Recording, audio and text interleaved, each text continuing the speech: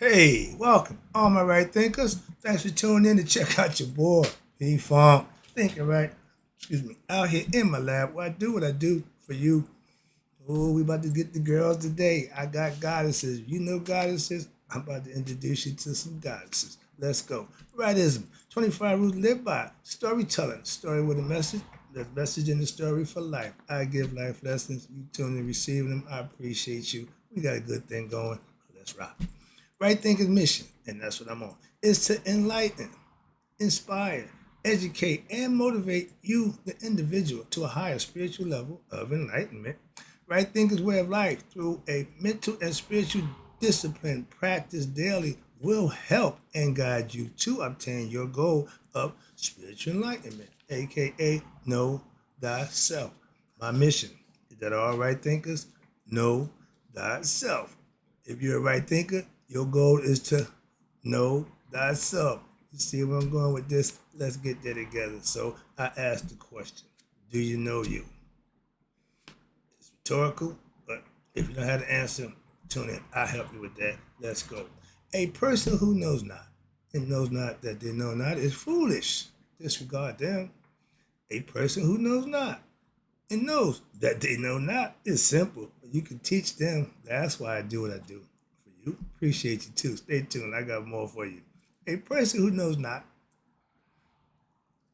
and believes and think that they know is dangerous. We did the fools. Dangerous. Avoid them. I do. A person who knows and knows not that they know, they're just spiritually asleep. I can awaken them. I'm the spiritual alarm clock here to wake you up with knowledge of self. That's what I do for you. A person who knows and knows that they know is wise. Follow them. All these persons reside in you. Right thinkers know thyself. And to Mayat, be true. For my females who don't tune in, this is for y'all, for whoever do. This is my girl, okay? One of the goddesses. That's Hathor. The title of this is the Netherroot of the God and Goddess's Path. That's Aset in her full regalia. Oh, that's give me that Hathor. Hathor, y'all call her. And now, let me see some old. The first picture of the female deity is the first one right here. That's what it looked like. And through the time, as it went down, this is what it looks like. And this is the Mayat concept with the two twins I said and that. But these are all concepts of goddesses. But here they go, right there. You talk about an all-star lineup, a god, those all these women, I'm gonna break them down for you, but we're gonna use the two. You got Aset on one end down here starting out. Then you got my girl, Net. She is the bad girl that nobody knows about. I'm going to introduce you to her. Sekhmet, you know about her. She's Ptah's wife. And then you got my girl, Moot. That's Amun's wife. All these are female counterparts to the gods that we've been talking about. But they're also aspects of your character. And the last one, you see there's Hadu, or y'all know it as Hathor. But you notice all of them got cow horns, okay? Except Sekhmet and my girl Net, okay? And you see Mook wear the vulture headdress along with our set, the women wearing that, and I'll break that down for you. Hope you get a better understanding. This is gonna be fun. This is what I like to do.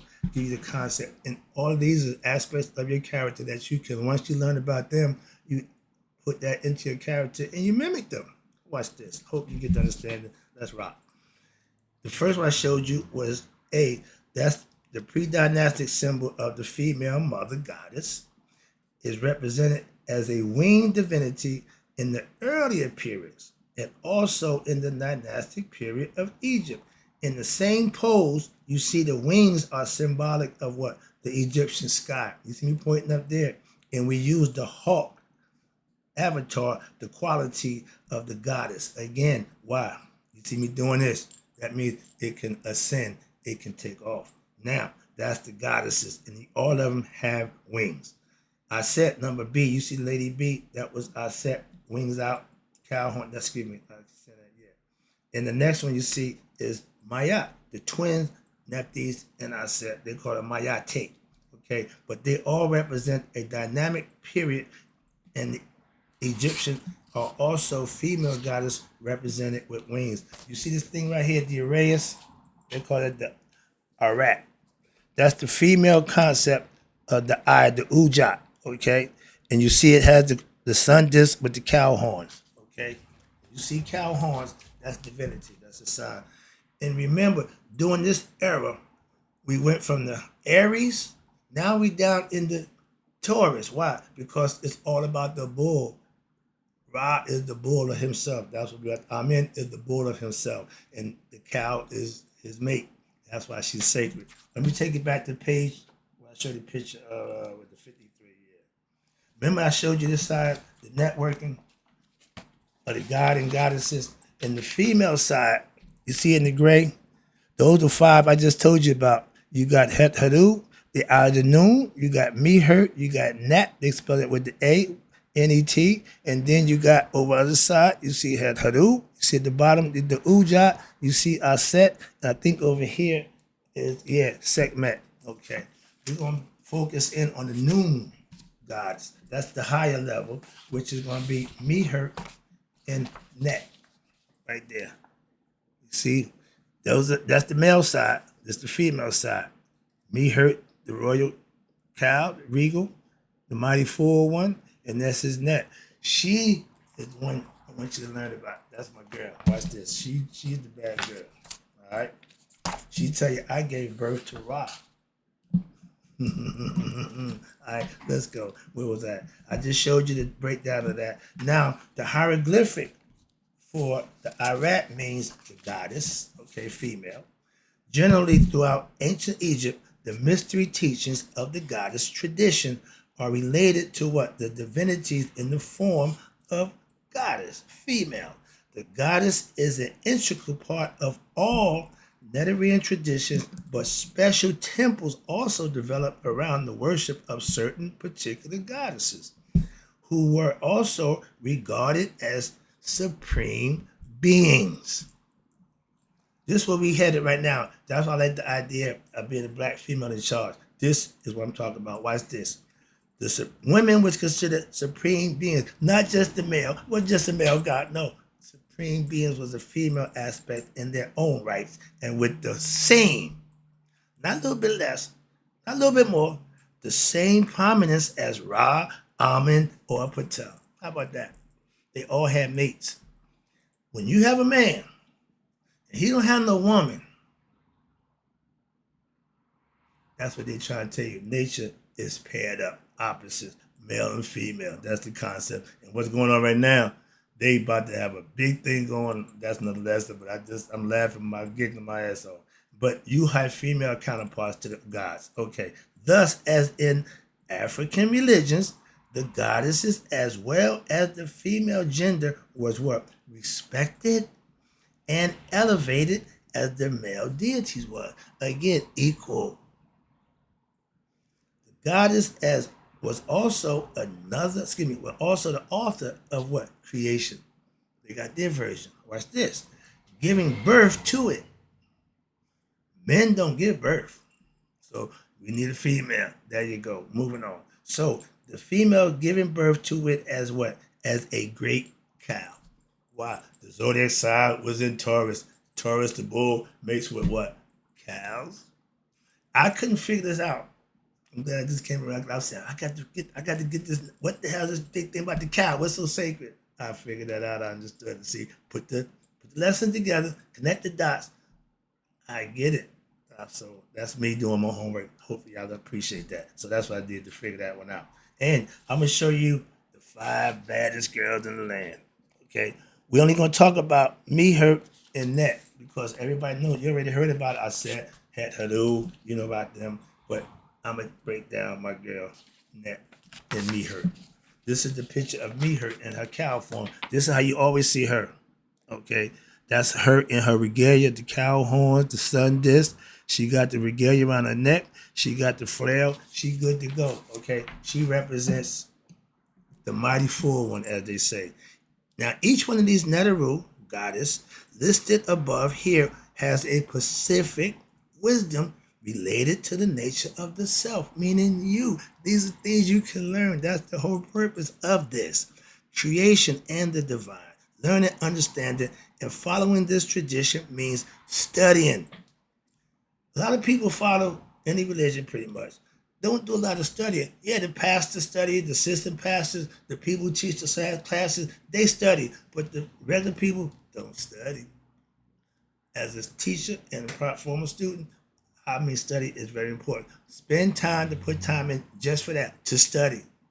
An hour's enough time to get enough study time in. Some people need a little more, but a good hour time is enough to learn something. Download some information, comprehend it, compartmentalize it, whatever, but use it when you get it. Don't just get it just to learn it. This is useful. I call this useful knowledge for that reason. I don't want you to just know about yourself and then implement the stuff you know. Moving on. So you have to study their mystic significance, learn what they mean, understand them, and their wisdom teachings and their mystical insight together. Watch, they constitute a holistic teaching integrating what the philosophy of their tradition and the relationship with what the other traditions. They all weave into each other, and these teachings and the understanding and the proper application are to be learned through what the process of Shidi, profound study. I say an hour, Shidi say 2 hours. So that's being profound, a little overkill, but if you want to get something done, you got to put the time in. That's the bottom line. And you got right here, I'm going to show you that in her two different aspects. See right here at the bottom? That's net. That's in her form with the spool over top of her head. You see it with the crown, just the lower. You see the crown just got, she don't have the wild part in there, so it's just one part. That's Upper Egypt, okay? And the little tusk right there, the little tusk come out, that's the different headdress that they wear. Let's talk about her right quick. She got some good stuff coming up. Now, we just talked about Aset, Net, Setmet, Moot, and Het Hadoop. We all met them through the lessons that we give from Anu, Aset.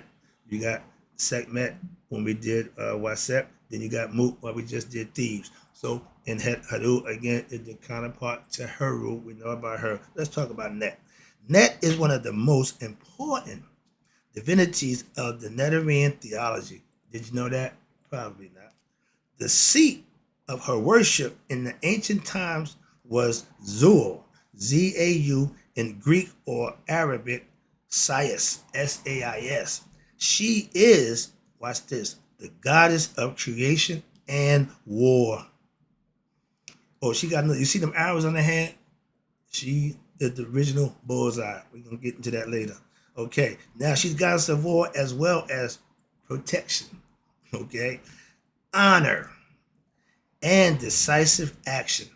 She ain't the one to mess with. Okay, bottom line.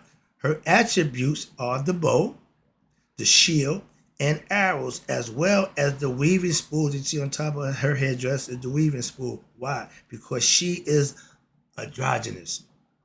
We're saying she because she's going in the female aspect of her androgyny.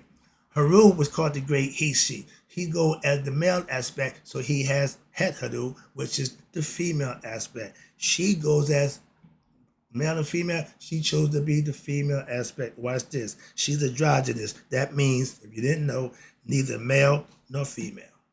Okay? And was known to what? Watch over Asar's ceremonial body. When he was laying dead, when they were doing ceremonial, the embalming of him with Anubis, she was there. Okay? As he lay dead, along with Aset and Neptet. They was called the great mourners. They would wail and holler, ah! They just freak out. And it was original because when they found out he was dead, they freaked out. So they was known as, when you went, like, remember Ray Charles? He said, give me one of them hollering girls. So that was the moaner. So he knew that, and that's where he got that from, because Neptet and Aset was, at the funeral, you always gonna have somebody hollering, So yeah, I got that from there. So now, and she assists Tahuti in bringing justice, who? For Heru in the what? Asarian myth, when he got his eye gouged out. So she's always around. We just don't really, bring her up. And the goddess Net is what? The primordial supreme divinity with female aspect. Again, she's coming into the female aspect, not the male. She is the ancient form of the goddess Aset, and Het Hadu, and her worship extended to the far reaches of antiquity back in the ancient times and into what? Pre-dynastic period of ancient Egyptian history. They know her well. There are records from both priests and priestesses who served the temples of the goddess Net. Internet, sound familiar? Thus, watch this. Now, these show that worship of her was popular and expressed generally throughout the land of Egypt in ancient times. As we will see, what? The teachings that related to the goddess Net are so profound and in every way as elevated as those to what? Supreme divinities of ancient Egypt, which portray mostly the male aspect. She's the female aspect of all that we see in the male. How about that? She's equally as good. Now, in the pyramid text, in pyramid text line 606, Net together with Aset and Nephthah and Sequet. Sequet is the scorpion queen. These are all, I know these people. Why? I've been studying them for years. I know them, so for me, they're easy. All right. When I asked my pastor, dude, how you know all the hymns in that book? He said, same way you know all them guys in your top. I said, touche. So get it. If you study, you learn. Okay. Sheedy, profound study. But watch this. She also watched over the funeral bed of Asar and the goddess Net. She gave the bandages, aka the shrouds. Asar, the first mummy, was buried in what they call a shroud. Then they look for the shroud of Jesus. That's where y'all got that concept from. Just want a little tidbit. And the shroud used for what? The first mummy. The first mummy of the deceased. And through these, she imparts her protection as well as her blessings in what? The form of spiritual power. Where? In the afterlife. They knew, or they had a real concept of the afterlife. So that's what they think. Now, watch this. The following speech of the goddess is also used. Now, Aset said the same thing. What she said? I am everything which has been, and which is, and which shall be. And there has never been anyone who have uncovered my veil. She's intellect. If you're ignorant, you're never going to see her. If your third eye ain't open, you're never going to see her. That's the concept. Watch this. Now, of the goddess, it is said that she, you ready? Created the seed of the gods and goddesses, and men and women.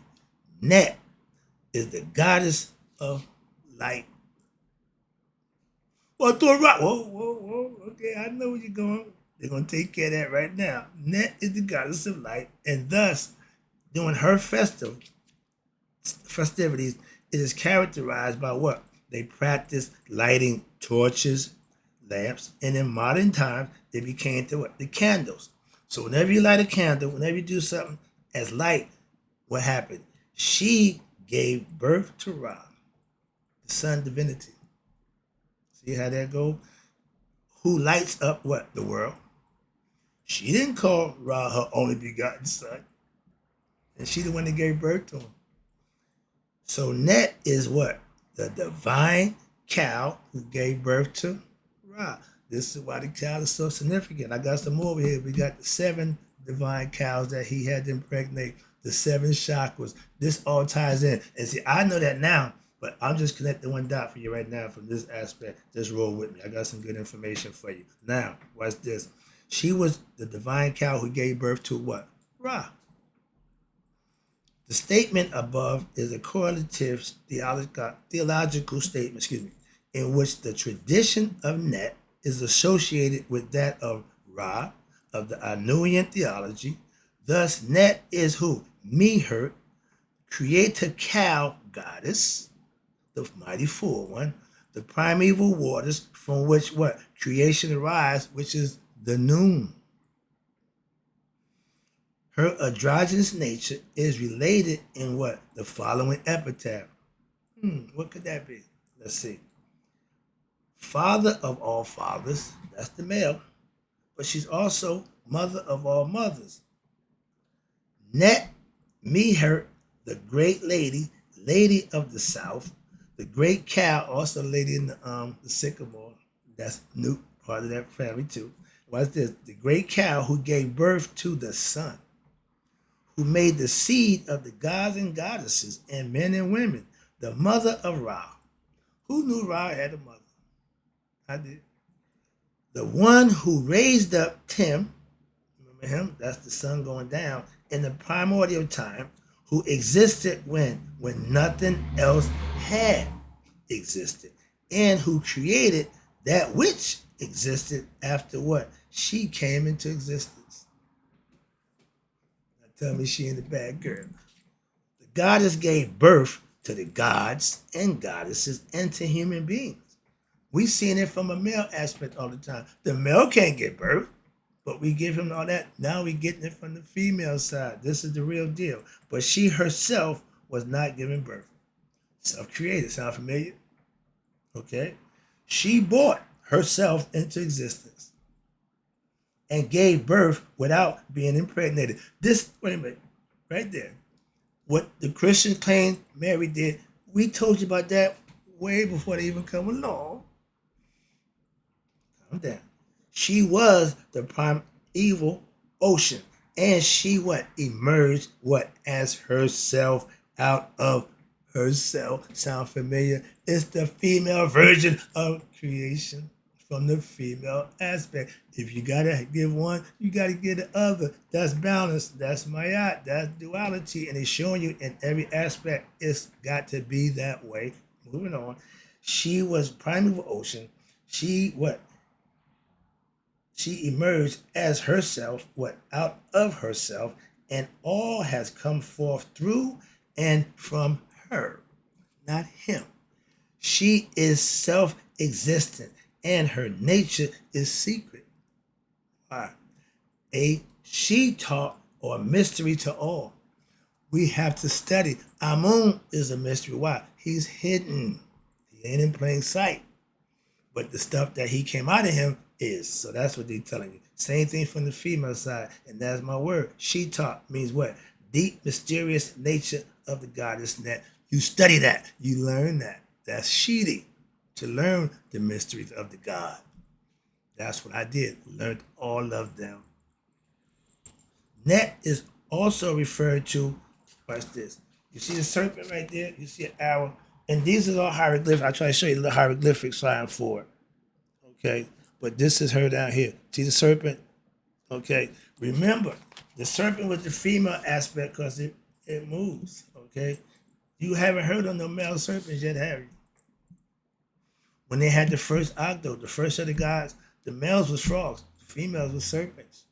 This is concepts that they had symbolic. I got to get my symbology lesson going. This is all stuff that from ancient time, it done went from Pisces to fish. We done went through the zodiac sign.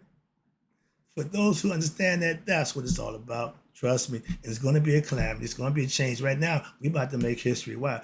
Because that's what it's all about. Moving on. We're just going to be part of it this time. In a good way, hopefully. So, when you got, net is also referred to as Net Earth, that means the divine one. Thus, net encompasses the non-dual, means singular, absolute, all-encompassing. Remember him? Divinity. In essence, she is the Bercha. Remember that? There's two of them. The Bertert, that's net. How about that? Ooh, I like the way that fit in. And this teaching is further illustrated how? Through the hieroglyphic symbols of her name. Her symbols are the bow, two of them crossing, arrows, the shield, and the netting spool.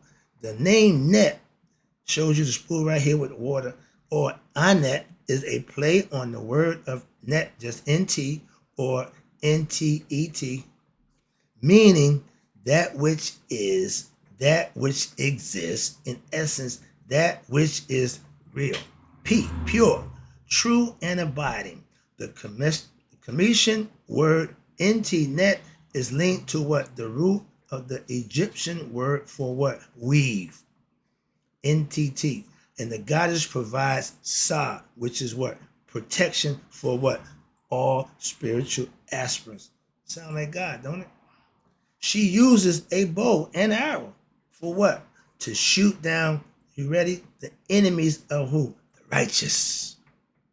And that means anger, hatred, greed, jealousy, envy, lust, etc. All the satanic qualities, she do away with them. That's her job.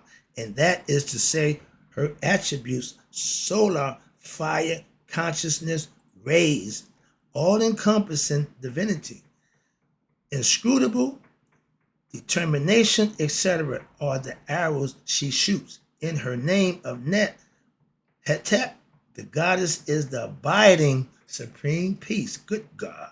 The shield represents protection from what? Injury, and the cross arrows are neutralization of what? Duality. The shield and the arrows are used to put evil spirits to sleep. Okay, that's the lesson. I got more, but I'm gonna stop right there and look at the clock. Hope you got the lesson. I enjoyed telling you about my girl Nat. Hope you got a better perspective. And if you want to do your own due diligence, Google her. There's a lot of information about her. I'm just gonna get you on the way. You wanna know more about her, put your work in. And that's the lesson. In closing, right thinkers, may you all live to be 100 and be 100 minus a day. So I never know that right thinkers like you passed away. I'll be back with more knowledge.